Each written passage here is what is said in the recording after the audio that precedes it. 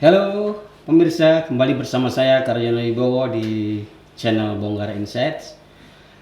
Kali ini kita akan menyoroti isu yang sedang memanas di tengah-tengah publik, ya. Isu tentang kekerasan seksual kembali marak dalam beberapa pekan ini. Publik kembali dikejutkan oleh pemberitaan tentang kekerasan seksual yang terjadi di sejumlah daerah, sejumlah tempat. Dugaan sejumlah kasus kekerasan seksual semakin meluas. Tidak hanya terjadi di lingkungan keluarga, bahkan saat ini merambah ke lingkungan pendidikan, di sekolah, di pesantren, di kampus-kampus. Yang mengerikan lagi, kasus kekerasan seksual seringkali terjadi dalam keluarga. Tidak sedikit kasus seorang ayah melakukan kekerasan seksual terhadap anak kandungnya sendiri. Anak ayah tiri melakukan kekerasan seksual kepada anak tirinya, bahkan sampai menghamili.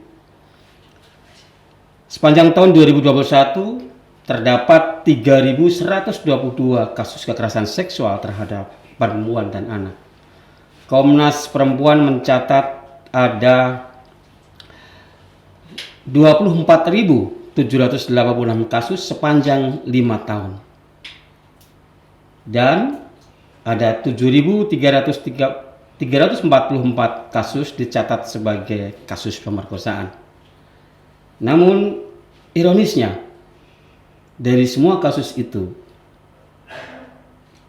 kurang dari 30% yang diproses hukum.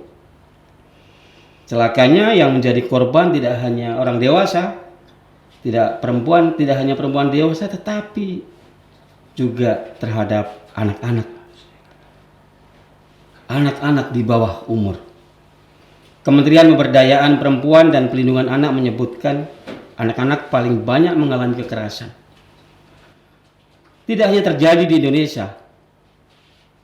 WHO memperkirakan pada tahun 2017 ada sekitar 1 miliar anak di bawah umur antara usia 2 sampai 17 tahun telah mengalami kekerasan fisik, emosional, dan kekerasan seksual.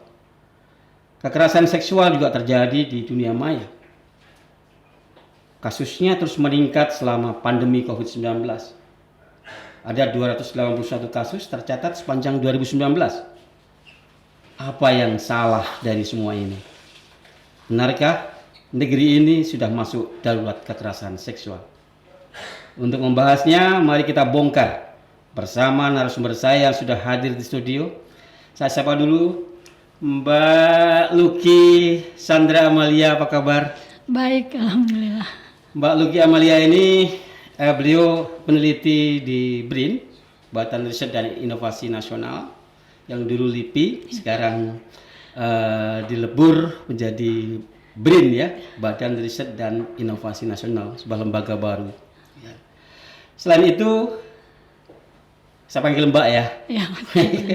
Mbak Luki ini juga peneliti di Institut Sarinah, ya, sebuah lembaga yang concern terhadap isu-isu perempuan dan anak. Nah, Mbak, benarkah negeri ini sudah masuk dalam darurat kekerasan seksual? Ya. Apa yang salah dari semua ini? Ya, jadi kekerasan seksual itu memang salah satu manifestasi dari relasi kuasa yang timpang. Itu hasil dari sejarah panjang sebetulnya, ya. Nah, antara misalnya tadi disebut antara ayah dengan anak gitu, ya.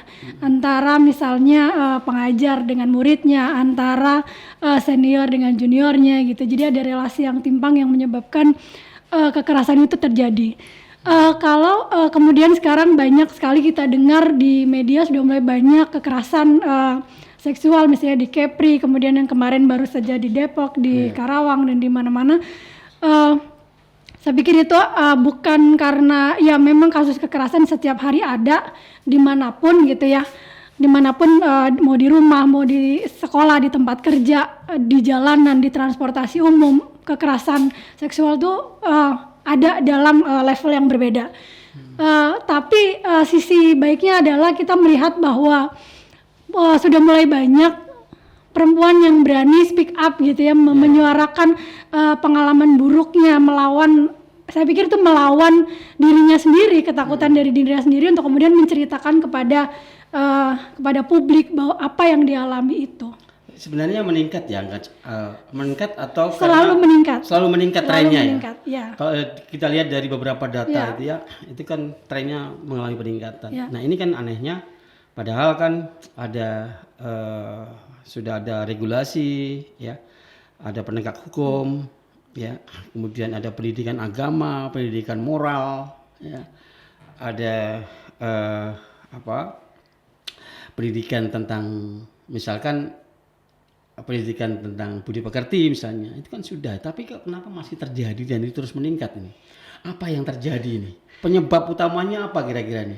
Itu kalau pendidikan itu kan secara umum ya, umum tentang budi pekerti kan lebih umum, bagaimana kita berbuat baik gitu ya. Tetapi pendidikan seksualnya belum ada.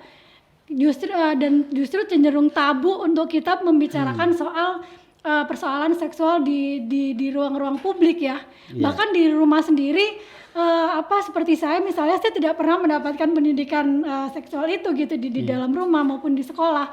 Ada pelajaran di sekolah, mungkin di SMP ya, ada tentang biologi, tentang sistem reproduksi, tapi bahwa tentang seksualnya sendiri dan tentang kekerasannya sendiri itu kita belum pernah dapat pendidikan itu sih sebetulnya. Ini ada kesalahan dari aspek apa? Budaya misalnya? Ini kita belum bukan kesalahan budaya itu sebenarnya tidak bisa kemudian kita jadikan sebagai alat untuk menentukan ini kekerasan seksual atau bukan. Sama seperti budaya tidak bisa menentukan sesuatu itu bisa disebut sebagai eksploitasi ekonomi atau bukan. Budaya tidak di situ sih tempatnya. Tapi memang kita belum punya aturan hukum yang khusus kemudian menjadi payung untuk persoalan kekerasan seksual itu. Kita kan masih pakai aturan hukum yang umum. KUHP kita pakai, kemudian undang-undang perkawinan kalau itu menyangkut rumah tangga gitu. Tapi tidak ada yang khusus undang-undang tentang kekerasan seksual itu sendiri. Undang-undang pelindungan anak kan termasuk Anda juga diatur. Ya ada undang-undang itu. Nah tapi soal bahwa anak ini kalau dia sudah tidak usia anak yang kira-kira mahasiswa misalnya dan dia belum menikah nggak bisa kena dengan undang-undang perkawinan, itu nggak ada tempatnya. Nggak ada pasal yang mengatur terkait dengan peristiwa produk itu. Hukumnya nggak ada. Produk hukumnya nggak ada. Ya. Nah oleh karena itu menurut Mbak Amalia berarti dengan berbagai peristiwa kasus ya pelecehan dan kekerasan seksual yang marak ya itu berarti dibutuhkan kehadiran sebuah regulasi undang-undang khusus tentangnya itu. Misalnya sekarang kan sedang ramai dibicarakan terkait dengan RUU TPKS misalnya ya, tindak pidana kekerasan seksual. Nah apakah itu sebuah keniscayaan? Iya, dan itu sebetulnya sudah lama ya, dari sebelum menjadi TPKS kan dia tadinya RUU PKS, rancangan undang-undang penanganan kekerasan seksual. Nah kemudian itu sampai di legislatif tuh udah 2 periode lebih belum juga disahkan. Nah sekarang sudah mulai ada angin segar gitu ya, mulai ketua panjanya itu mulai kemudian membuka lagi undang-undang ini untuk segera disahkan. Meskipun beberapa pasal kemudian hilang yang ada di RUU PKS menjadi RUU TPKS. Jadi menjadi tindak pidana kekerasan seksual. Iya, tapi setidaknya beberapa pasal misalnya tentang penanganan korban, pemulihan trauma korban, itu shelter itu memang hilang. Tetapi setidaknya kemudian ada lah negara hadir gitu ya melalui regulasi yang khusus tentang kekerasan seksual meskipun melalui tindak pidana kekerasan seksual. Apa yang menjadi keberatan dari RUU TPKS dari Mbak Amalia dan kawan-kawan ya?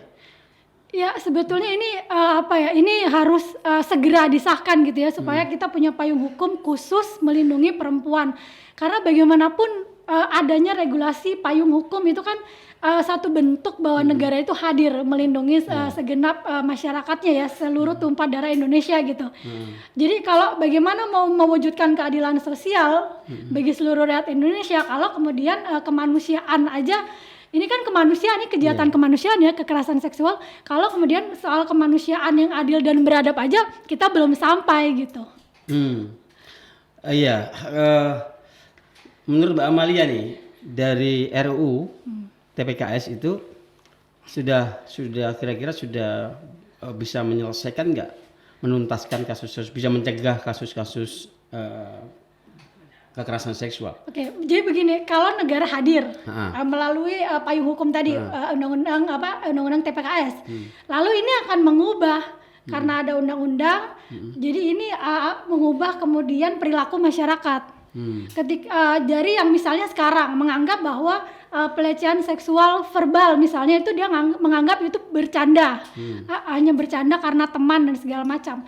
Tapi sebetulnya itu adalah pelecehan seksual dalam bentuk verbal. Nah, jadi dengan hadirnya undang-undang ini kemudian perempuan menjadi lebih punya rasa aman gitu ya, ada safety bahwa kalau terjadi sesuatu dengan saya dilindungi oleh negara melalui undang-undang TPKS. Dan dari sisi kemudian laki-laki sebagai pelaku yang paling banyak melakukan kekerasan seksual itu kemudian dia akan lebih hati-hati gitu ya.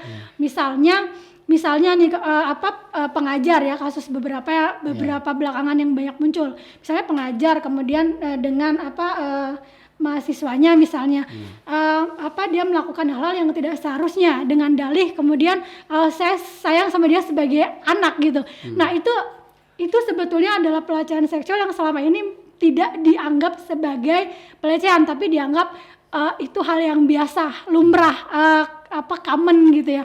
Nah, oleh karena itu kalau ada ini kemudian semua pihak akan lebih berhati-hati karena setiap apa yang dilakukan dia akan terjerat dengan undang-undang tersebut.